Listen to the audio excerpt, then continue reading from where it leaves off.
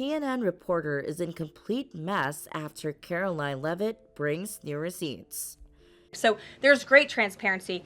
As for the actual receipts, we are happy to provide them, and I actually brought some today because all of you know I love to bring the receipts.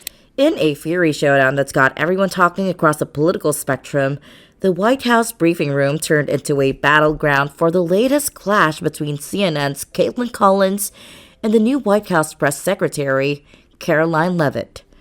What's all the fuss about?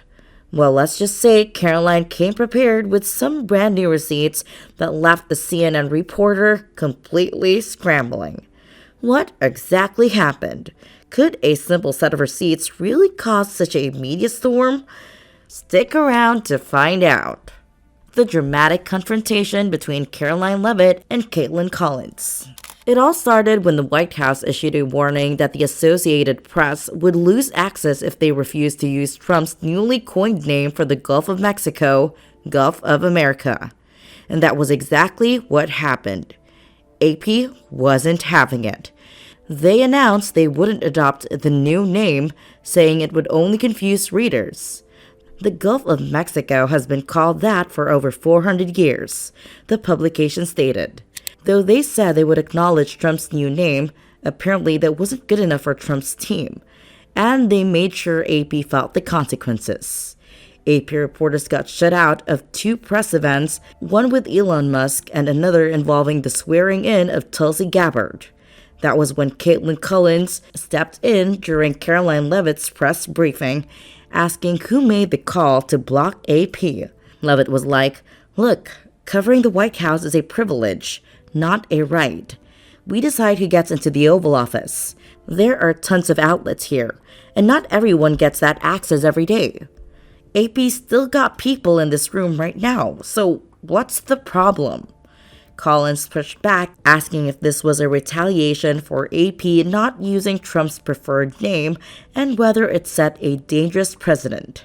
She even brought up the First Amendment, which protects free speech and the press. Leavitt dismissed this by emphasizing the factual basis of the new geographic name. In addition, AP's executive editor, Julie Pace, chimed in with a statement calling it alarming that the Trump administration would punish them for their independent reporting. She argued that blocking their access over editorial choices violates the First Amendment and hurts the public's right to know. Was this about press freedom or enforcing factual accuracy? Karoline Collins, the reporter who won't back down. Are you ready? Are you ready? Can I talk? Yeah, what's the answer? Do you mind? I would like for you to answer the question. Okay, it's very simple to answer. That's why I asked it. It's very simple to, you're a nasty person, I'll tell you. Karoline Collins, by the way, has her own history with Trump. Why does Collins keep going head-to-head with Trump's administration? Is it because of her political leanings, or is she simply doing her job as a journalist? Karoline Collins, CNN's chief White House correspondent, is known for her tough questioning and no-nonsense approach. Collins has been a fixture in the briefing room since her days as a reporter for the Daily Caller, making her mark by challenging both the Trump and Biden administrations. With a reputation for digging deep, she's often at the center of controversial exchanges. Back in July 2017, CNN brought Karoline Collins on board to help beef up its presidential coverage. As part of the White House press corps, she traveled extensively, covering at least half a dozen of Trump's international trips, always ready with the hard-hitting questions. But it was in July 2018 that she really made headlines. During a routine photo op in the Oval Office, Collins, acting as the day's pool reporter, tried to press Trump with questions about Vladimir Putin and Michael Cohen. Trump didn't even blink at her questions. Did Michael Cohen betray you, Mr. President? Thank you, everybody. Mr. President. Keep moving, guys. Let's go. Did Michael Cohen betray you? Start moving, Are you leaning everybody. towards tariffs on cars, sir? Thank you, everybody. Thank you, everybody. Mr. President, are you worried about what Michael Cohen is going to say to prosecutors? Thank you, Karoline. Let's keep going. Are you worried about what is on the other tapes, Mr. President? Thank y'all. Let's keep going. Thank you, everybody. Why has Vladimir Putin not accepted your invitation? Keep going. Thank you, everybody. Thank you, everybody. Let's go. Come on, guys. Thank you very much. Why has Vladimir moving. Putin Thank not you, accepted everybody. your Thank you, invitation, Caitlin. Mr. President? Later that day, she was blocked from attending a press conference in the Rose Garden. The White House said her questions were inappropriate for that setting. The backlash was swift. CNN slammed the move as retaliatory, while the White House Correspondents Association called it wholly inappropriate, wrong-headed, and weak. Meanwhile, the White House insisted she wasn't banned, but declined to explain what had actually happened. During the 2020 election, Collins was all over the coverage, both on screen and in print. She got promoted to chief White House correspondent in early 2021, making history as CNN's youngest ever in the role at just 28. But that didn't mean she had an easier time. At one briefing, then Press Secretary Kayleigh McEnany flat out refused to take her questions, dismissing her as an activist. Now at 32, she's back in the saddle, ready for round 2 with this administration with the same no-nonsense approach that got her here. But what happens when an experienced journalist meets a young, aggressive press secretary? Karoline Leavitt, the bold new face of Trump's press room. Karoline Leavitt is not your average press secretary. At just 27, she's the youngest person to ever hold this position, and she's known for her sharp communication skills. She's been a key player in Trump's administration, especially with her commitment to transparency and tackling media bias. But how does this relate to her story? What does Leavitt's background have to do with this clash? Keep watching to connect the dots. Leavitt's been in Trump's orbit for years. She worked as a presidential writer and assistant press secretary during his first term, making a name for herself early on. In 2022, she ventured into politics by running for Congress in New Hampshire's 1st District. She won the Republican nomination, but lost in the general election to Democratic incumbent Chris Pappas. Still, that didn't slow her down. She became a spokesperson for MAGA Incorporated, a pro-Trump super PAC, and later stepped into the role of National Press Secretary for Trump's 2024 campaign. Then in January 2024, she made headlines again when she joined CNN This Morning, but not in the way she expected. During a debate over CNN's moderators, things got heated and she was cut off mid-segment.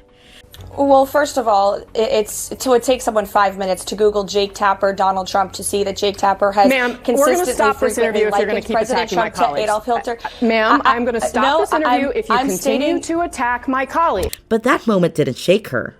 By November 15, 2024, Trump announced that Leavitt would be stepping in as his new White House press secretary, replacing Karine Jean-Pierre.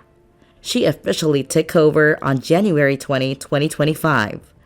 Just a week later, on January 28, she held her first press briefing, making waves with a bold new approach, announcing that independent journalists and influencers could soon apply for press credentials. Interestingly, it was during this press briefing that she had her first ever clash with Caitlin Collins. The K-Wars? White House was resting So on. you're confident that if they bring lawsuits against you, the prosecutors who were fired, that they will succeed? We will win in court. Are we officially calling these fiery exchanges between Caitlin Collins and Karoline Leavitt the K-Wars yet? Because at this rate, it's looking like a battle that won't be cooling down anytime soon.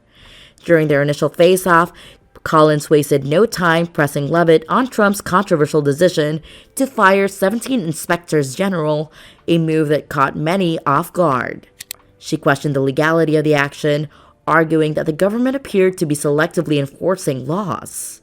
She also hinted that Trump might have had personal motives, considering some of these officials had been involved in investigations related to him. Leavitt, however, was ready, citing a Supreme Court case, Scalia Law LLC versus the Bureau of Protection, to justify the president's actions. She argued that the president has executive authority over the executive branch and could decide whether or not to sack any executive officials. In her view, it wasn't about grudges, just governance. Collins upped the ante by suggesting that these firings might be personal vendettas against prosecutors involved in Trump's investigations. Leavitt, however, didn't take the bait. She stuck to her point. The decision came from the president's office without directly confirming or denying personal involvement, but clearly defending the legality of the actions. As soon as the briefing ended, social media went wild. Some people loved seeing a press secretary who came armed with facts and wasn't afraid to push back against the media. Others as a necessary pushback against biased reporting and misinformation. Could this change the conversation about media accountability in the political sphere? How narrow is the boundary between legal action and perceived vendetta? And more importantly, who gets to decide? These clashes highlight ongoing tensions between Trump's administration and certain media outlets. But what does this mean for future interactions between the press and the White House? Implications for media and politics. The Karoline Collins and Karoline Leavitt showdown is not just about a single briefing or a heated exchange. It's pointing to something bigger.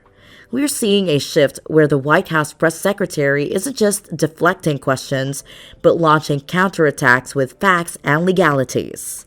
Leavitt's not playing defense. She's on the offense, using court decisions known as precedents and well-documented paper trails as her ammo. This approach could mean journalists need to come to the table with their A game, or they might get run over by the administration's narrative. But the big question is, can this go on? Is this sustainable in the long run? For news organizations, this might mean a few things. One, they'll need to adapt by bringing in more legal and policy experts to their teams.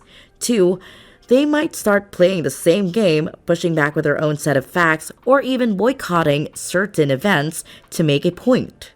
Does this mean this is now the future of political journalism? Or is it just a flash in the pan, a reaction to a particularly combative administration? Whatever the case, this dynamic is undoubtedly altering the public's perception of the relationship between media and government. What do you think about Karoline Leavitt's approach to handling the press? Does it bring new perspectives to political journalism, or does it risk undermining the fundamental principles of free press and public trust? Let's keep the discussion going in the comments below. And hey, don't forget to hit that subscribe button for more stories like this. Thanks for watching, and we'll catch you in the next one.